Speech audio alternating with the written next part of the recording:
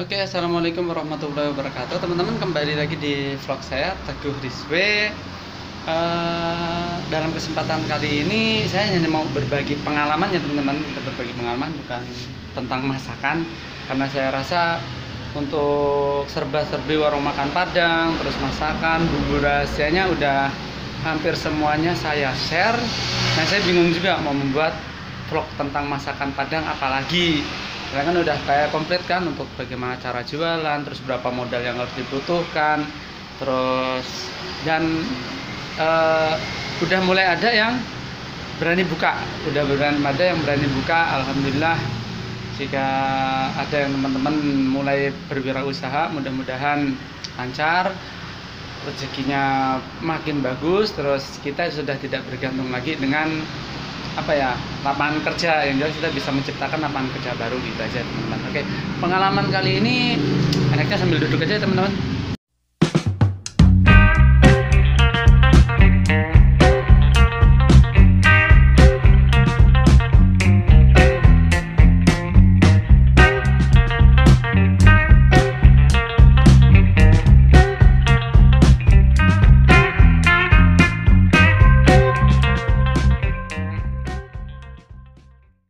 Oke teman-teman, nah sambil bikinnya sambil nunggu yang beli. Oke teman-teman, pengalaman saya itu tentang asuransi prudensial. Nah, ya mungkin beberapa hari kalau dari video ini dibuat ya, beberapa hari ini pernah ada berita tentang prudensial tidak menerima klaim dari salah satu nasabah senilai 20 juta dan kayaknya sudah diselesaikan oleh prudensial. Saya tidak tahu beritanya. Nah, pengalaman saya ini mungkin teman-teman ada yang misal jadi nasabah asuransi apapun gitu kan, tapi kalau saya adalah nasabah asuransi prudensial syariah dari tahun 2012. Nah, ya dengan berbagai macam lika-likunya dan janji manisnya sales, apa ya kalau di prudensial namanya, ya sales ya, marketingnya ya, marketing agen. Nah, agen prudensialnya yang dulu menjanjikan kalau kita 10 tahun saya pakai asuransi yang ruling syariah, jadi ada yang diinvestasikan. Dulu kan agen asuransi kita, agen asuransi dari pihak prudensial itu bilang bahwa nanti setelah 10 tahun tidak perlu membayar lagi. Ya, ternyata setelah saya baca polisnya itu, kenapa 10 tahun tidak perlu membayar lagi, karena investasi kita itu bisa untuk menutup biaya asuransi, atau kalau di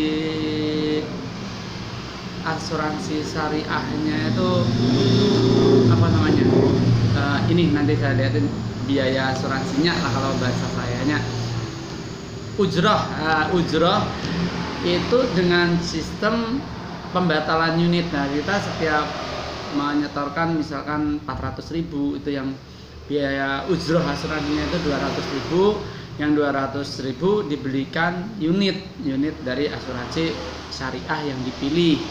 Nah, pada saat 10 tahun asal kita tidak pernah menarik tunai. Nah, kalau saya termasuk yang dulu setelah ikut asuransi saya baca polisnya kembali, kemudian saya cari tahu. Nah, ternyata janji-janji manis oknum, saya bilang oknum agen, yang mungkin kadang agen itu sendiri tidak ngerti ya, nggak tahu dulu sistem keagenan asuransi prudensial tersebut, mungkin mirip dengan MLM. Jadi yang penting dapat nasabah, akhirnya dia punya penghasilan yang besar. Kayaknya agen-agen yang sekarang udah diajari dengan benar sepertinya. Nah, yang jadi masalah itu pengalaman saya tanggal 20 November kemarin, istri saya ceritanya sakit, kemudian nggak niat mau rawat inap, niatnya hanya periksa aja, ternyata harus diwajibkan rawat inap di rumah sakit yang bukan rekanan. Pertama, yang kedua, kalau mau ke rumah sakit rekanan prudensial jauh. Mungkin kalau di rumah sakit rekanan nggak serumit ini ya biasanya ya. Sebetulnya tidak rumit juga, karena pada saat setelah istri saya masuk, ngelihat dari polis istri itu untuk di rumah sakit tersebut bisa di ruang VIP.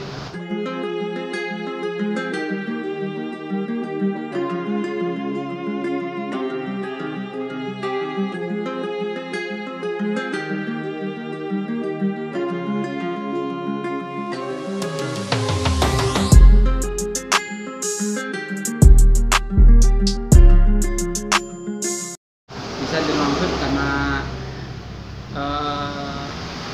dapat harian kamar rawat inap dan lain sebagainya itu mencukupi, bahkan lebih sisa ya, bahasa sisa, nggak perlu kita nambah lagi. Kemudian saya menghubungi Prudensial lewat email, itu enaknya satu email, dan setelah saya tanya, karena keagenan agen dari istri saya itu memang udah tidak aktif, aku kan sampai sempat sedikit agak marah-marah dikit, karena ya nanti akan saya ceritakan yang ini dulu.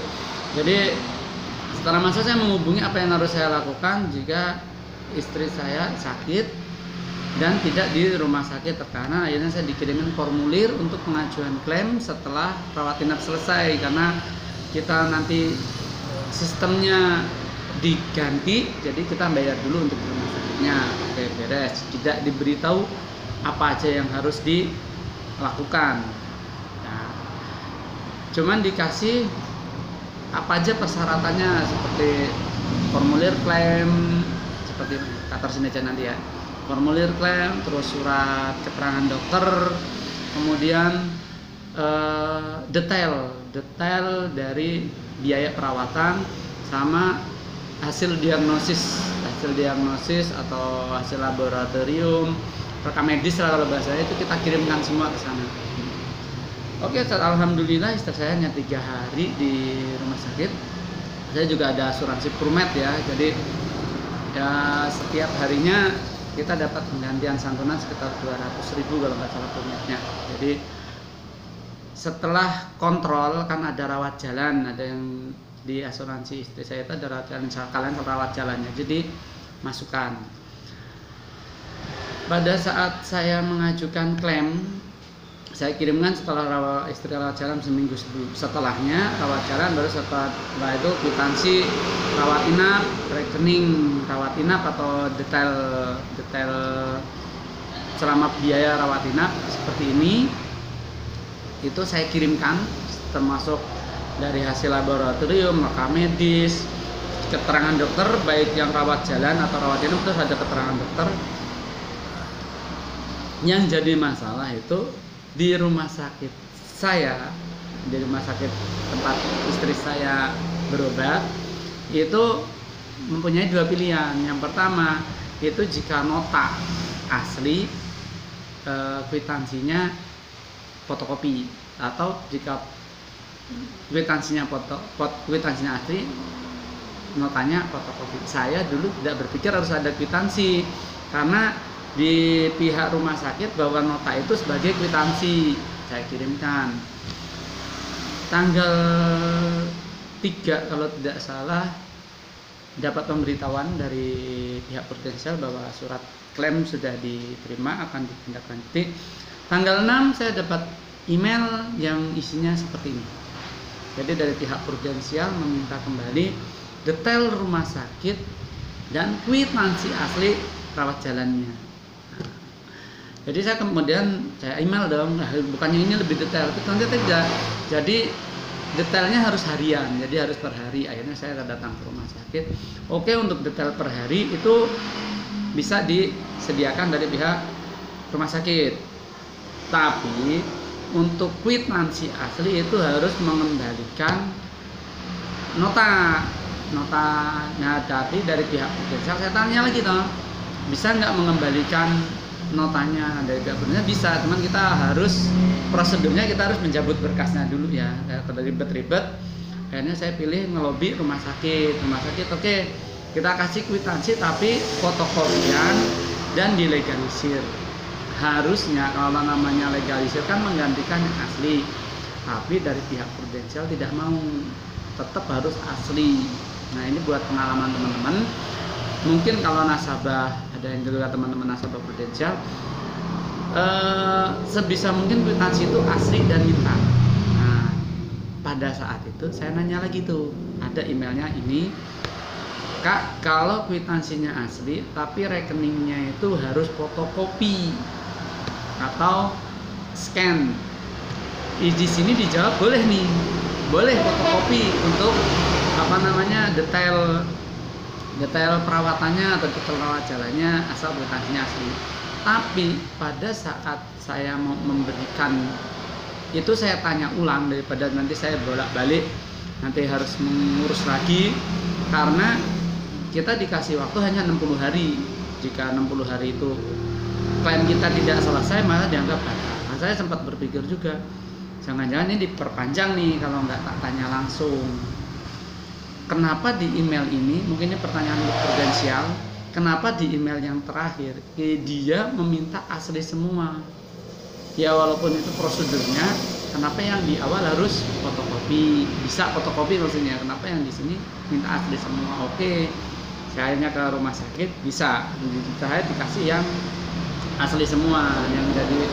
Yang jadi pemikiran saya kan, gimana kalau rumah sakitnya tidak mau memberikan yang asli, berarti klaim saya hilang dong. Klaim saya hilang. Tapi ya kita sebagai nasabah harus pintar juga sih sebetulnya. Tapi ya pokoknya mungkin untuk Prudential kalau melihat video ini, kenapa bisa menjawab ini boleh fotokopi.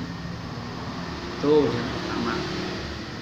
Tapi setelah pada saat hari H saya mau kirim, harus asli semua. Harus asli semua. Tuh. Tapi setelah saya kirim emang cepat ya untuk pencairannya. Saya langsung paginya itu dapat email bahwa klaim saya disetujui, klaim istri saya disetujui untuk penggantian pro hospitalnya senilai sekian dan pro mednya senilai sekian. Kalau nggak salah sekitar jam 1 atau jam 10, kalau nggak salah 1, saya ngecek di rekening istri itu udah lengkap, udah cair, maksudnya uangnya udah turun semua ya. Jadi ini berbagi pengalaman aja untuk teman-teman. Kesimpulannya bahwa jika kita punya asuransi, khususnya asuransi Prudential Syariah, kalau bisa di rumah sakit rekanan itu lebih enak. Sedang kalau tidak bisa, konsultasikan di awal bahwa nanti kita akan meminta